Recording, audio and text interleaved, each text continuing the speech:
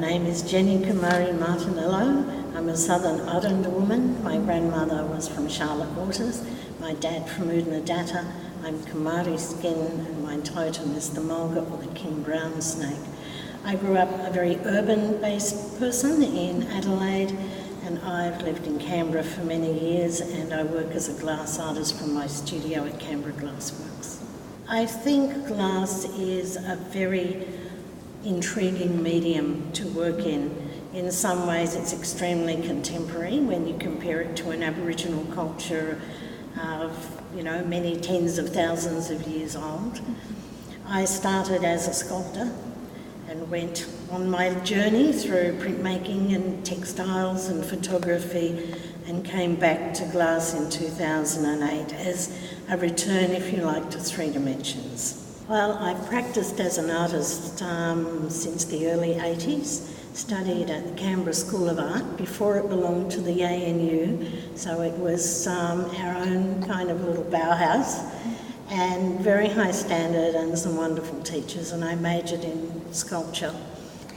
The inspiration behind my contemporary glass work practice is our traditional Aboriginal woven objects, such as the fish traps and the fish baskets and the dilly bags and the eel traps.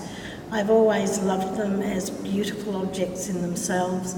I've always respected them as being objects that are part of the world's oldest living weaving tradition.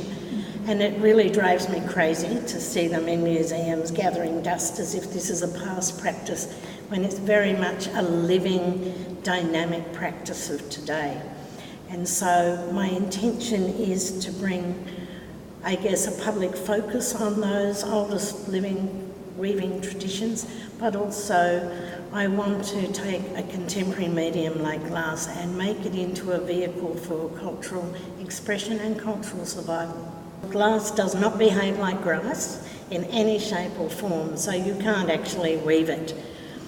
I think one of the intriguing things is the traditional eel traps, as they're woven and their different shapes and designs and weaves depending which traditional country.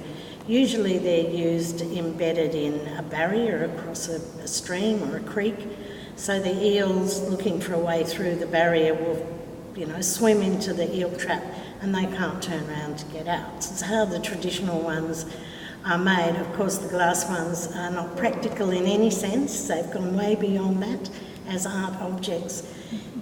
The process is very long and a lot of research. I have to amend what might be a European palette to a more Australian plant palette, lots of experimentation with colours.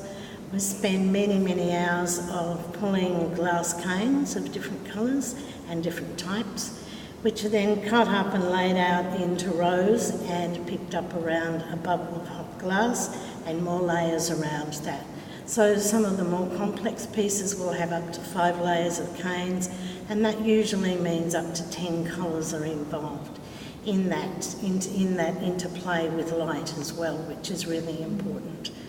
The big pieces take a team of 7. So the pale reeds eel trap, for example, has 3 different kinds of canes. It has single canes.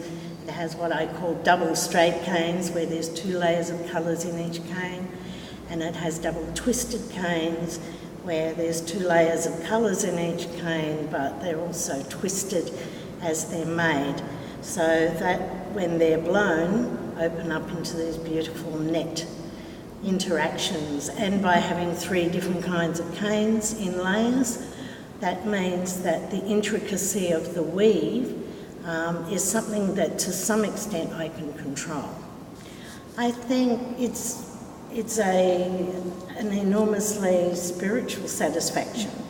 My grandmother used to say, what's born in will come out, and that your spirit knows what you're supposed to do, so you go with your spirit. And the art practice, I think, is something that I've inherited. It's been there. As a child, it was part of my everyday practice. So it was a natural, I suppose, blossoming of potential when I went and studied formally and started looking at other ways to channel that artistic expression. So the arts practice is something that nourishes me.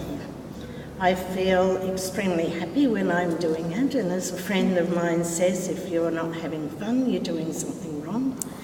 I can be utterly exhausted at the end of a day, but absolutely elated.